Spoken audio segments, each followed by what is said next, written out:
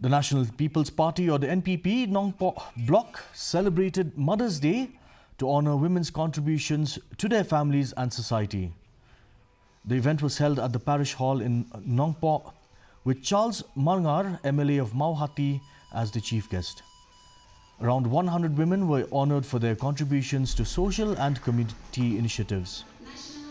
Kong Rona Khumdait, the newly elected MDC of Nongpoh constituency, was felicitated during the celebration.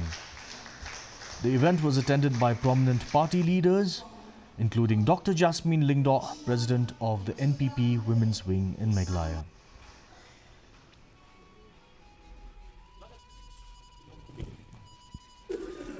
Nado lagi, hado asno, hado abalah, hado agi imlang nasala, imlang kandaan kampurang.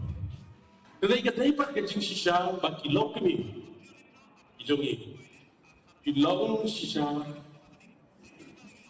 mangiu ramba, nilong urishan, pilong kentenu, kabatap, banyadam dan selap.